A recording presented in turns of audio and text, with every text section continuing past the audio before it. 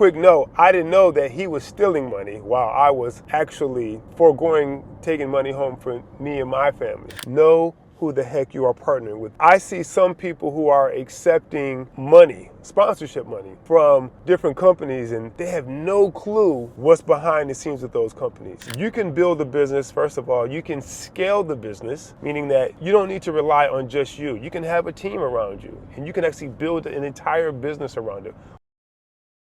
It is not if, but when something happens, you must have backup income coming in or additional income coming in to help get through that period. I've never been one to do many different things at one time, right? I see some marketers out there, and one moment they're selling this, another moment they're selling something else. They'll sell anything, right? As long as it makes money. And they'll partner with anyone as long as it makes money. I've always tried to stay in my lane and do one thing for a long period of time, right? Even if it's not working. Every single penny that I could have made, I would try to put back into the business, or my ex-partner and I would just, well, at least I was, he wasn't, but I would forego bringing home any money just to put back into the business for the staff members, for our sales reps, just for the company in general. Quick note, I didn't know that he was stealing money while I was actually foregoing taking money home for me and my family. That's neither here nor there. Fast forward, as a result of that same business partner and all the shenanigans and the thievery, the unethical behavior, him and his attorneys who are just as unethical as he is. As a result of all that, I got hit with a ton of freaking legal fees. And this is why it's so important to know who you partner with. I don't care if it's your significant other or if it's your business partner. Know who the heck you are partnering with. Date, date, date, date, date. I see some people who are accepting sponsorship money from different companies, and they have no clue what's behind the scenes with those companies. It would be almost like, I'm trying not to be political here, but some of the money they're accepting is like blood money, to be honest with you. And not only is it blood, it's historical blood money, but it's also future blood money, because they're like financing their own destruction, right? Anyway, that's another topic for another day. But I didn't really do my homework in terms of understanding the kind of business partner that I was getting involved with. And I got hit with everything under the sun for things I did not do, and even I had no idea they were even happening. And just because I was a business partner, I'm halfway responsible for it, because at the end of the day, people don't care. They just want to get money from somebody. They don't care if they could take from you, they could take from your baby, your mama. You could be dying and there's like an ounce of oxygen left in the tank, and they're like, I'll take that too, even if you had nothing to do with it. They don't care. That's just, unfortunately, the reality. And this is not a black or white thing. I've had people who are from Africa, literally from Africa, who have tried to financially take advantage through an attorney, knowing that they were dead freaking wrong. They put us out of business if they could, cause a ton of our staff members to be out of a job, just totally destroy everything so they can make a small piece of money, just not even anything significant that would make them rich or wealthy, but just something along with them and their attorney, who's, like I said, is super unethical and just as shady as they are. And, you know, every dog has their day, right?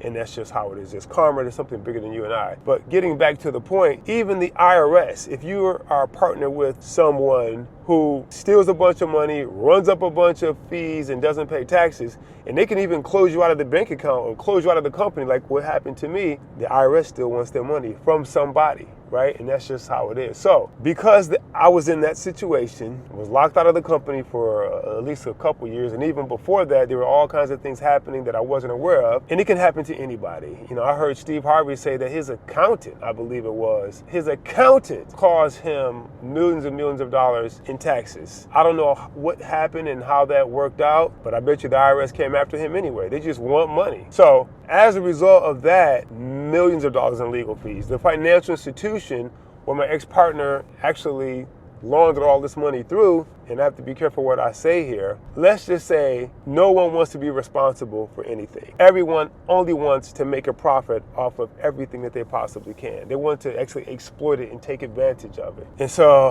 I got hit with everything under the sun, hit with the sink, left hook, right hook, money that I had no idea was going through this particular bank. And in some cases, they were giving the money to the actual person who was laundering the money. It was just like insanity. And like, how could an institution even do this or allow it to happen? But the point of this is that I got hit with it. And if it wasn't for recurring income coming in, it's not an if, it's a when type of thing. There will be something that happens where you must have additional income coming in. Some people have investments that they can rely on. They've been smart enough to make money, maybe in digital products or coaching or something like that, and they've invested their money, let's just say the stock market or some mutual funds or a building or something like that. They have additional money coming in because that digital money probably dried out. I know the people in the trucking industry, it's probably not as popular anymore, right? I don't know of anyone who's selling courses in the trucking industry right now because economies change, industries change, but some of those people were probably smart and invested their money so that not if, but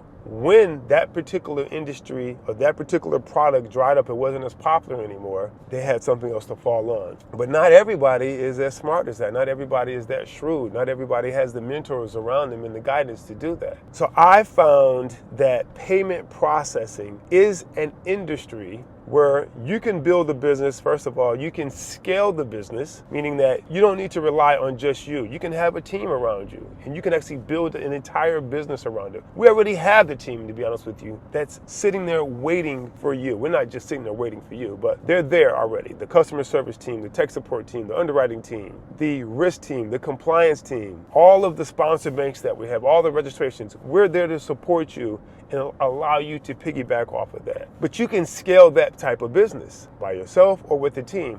You can also sell that kind of business. And you can't sell a digital product. Like if you're a high ticket coach, who wants to buy your high ticket coaching business? If maybe somebody's buying that, I don't know who would, especially if you are the brand. Once you walk away, the business is gone. If the business is built totally on your face and your brand and what you do, nobody wants to buy that, right? Like nobody can buy The Rock. Only The Rock can be The Rock. Now they could buy his liquor brand or they could buy Kylie Jenner's makeup brand, but nobody wants to buy the name Kylie Jenner or The Rock. I guess unless some AI out here now is going to be The Rock or be Kylie Jenner. You can sell your payment processing portfolio. That's a combination of many different businesses in many different industries. It's brick and mortar. It's online. It's high risk. It's maybe you work in a vertical with hospitals or medical offices. Maybe you work with dental offices. Maybe you work in a vertical of liquor stores, hotels, grocery stores. Maybe you work in your community. Maybe you're in the Muslim community,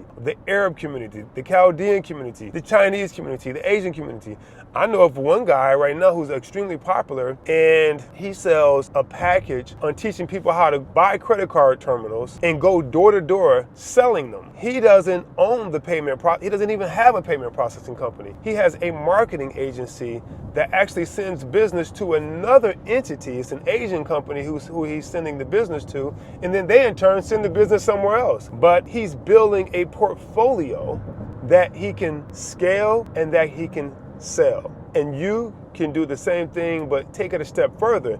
Instead of it being like a multi-level marketing situation where you have to go to one person who has to go to another person who then sends it to another person, and then that pie, everybody who touches that pie, they're going to take a little bit out of it. Some people are greedy, right? Like my ex-business partner, he's going to take a big chunk out of it, right? Instead of doing that, you can go direct to the entity that's registered directly with the car brands, and now you can get a bigger piece of the pie. So I just talked to a lady over the weekend, and she works for the airlines, and she says, Kaz, I was like, hey, where you been? How's everything going? She says, Kaz, I only worked one day last month. I'm like, oh, wow, what happened? She says, I was sick. She says she only worked one day last month. Now, I'm sure her income probably suffered, or she had to take a ton of sick days. And you know, companies don't give tons of sick days. I don't even take a ton of sick days, and I'm in an executive position. I wish I could take a ton of sick days, but even when I'm away, I'm still working because that's the type of position I'm in. But if I only had to worry about building my portfolio, I'd be taking more days, 100% for sure. And I know some people who only make a couple $1,000s a month, and because of how they live and where they live, you can't ever even get them to answer the phone when their customers call. God forbid somebody's making $20,000 a month.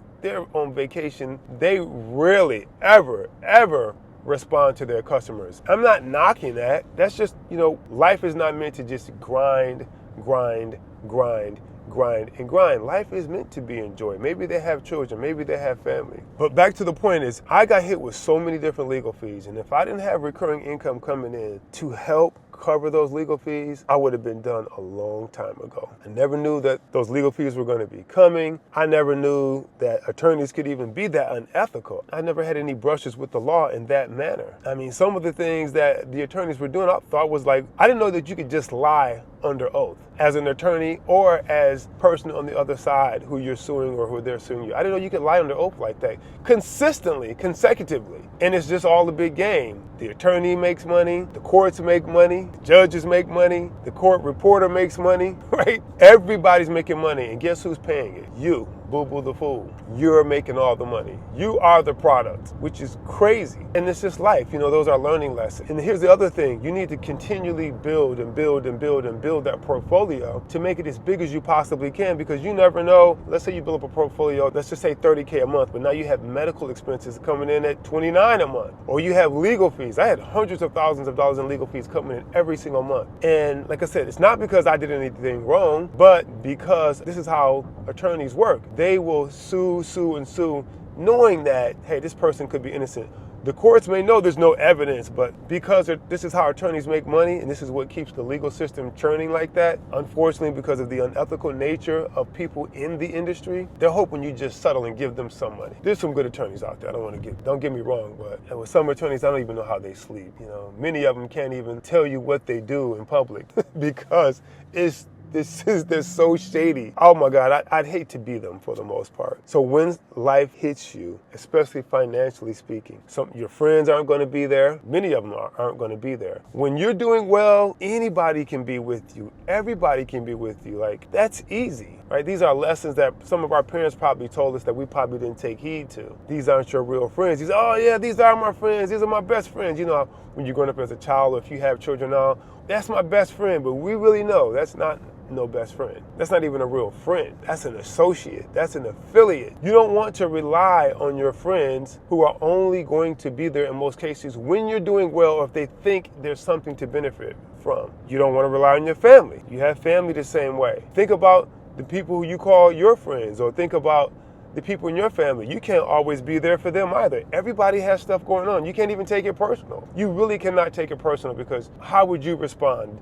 When they're going through something, they don't reach out to you. And if you know they have something going on that's pretty hard, do you reach out to them and say, hey, here's $1,000, here's $2,000, here's $5,000, or hey, let me bring you some business? People aren't operating like that today. People are doing business with entities and people that they think they can benefit from now, not in the future. Unfortunately, we don't have the culture like that where we're doing stuff today for a year from now, 2 years from now, or 3 years from now. I wish it was like that, but we're not like that today. So what you can do, and what you should do, is build your portfolio for the future. And you may decide to sell it after you scaled it. So that's what helped get me through many of the blind spots that I never ever thought would happen. If I didn't have that, I would probably be homeless. Who knows what kind of situation I would be in.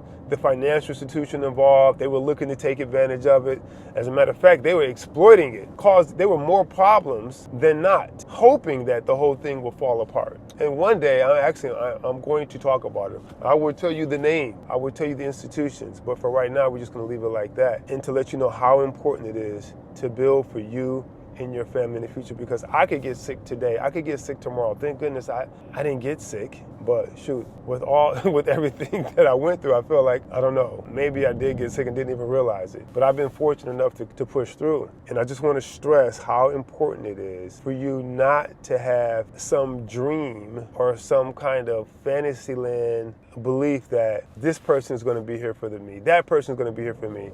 It's not happening. I remember when my wife's family, they were saying, hey, we want you to have a baby. And I was like, hey, look, having a baby takes time, it's this, that. And they were like, oh, no, have a baby. You would never have to worry about a babysitter. Whenever you need help, we'll be there. We'll always come by, pick the baby up, take the baby. Listen, the only person who's done that is a person who doesn't even live in our state. Nobody else. The ones who were talking the most about how they would be there are the ones who are not there the most. And the ones who didn't say anything about being there, They are the ones who are there almost undeniably, consistently. And that is how life is. My wife and I, we have a sitter or a nanny or whatever who helps us out, but outside of that, you can't really rely on other people. It's like that, especially when it comes to money. Everybody has their own thing. It's nothing to take personal, nothing to get pissed off about, nothing to be emotional about.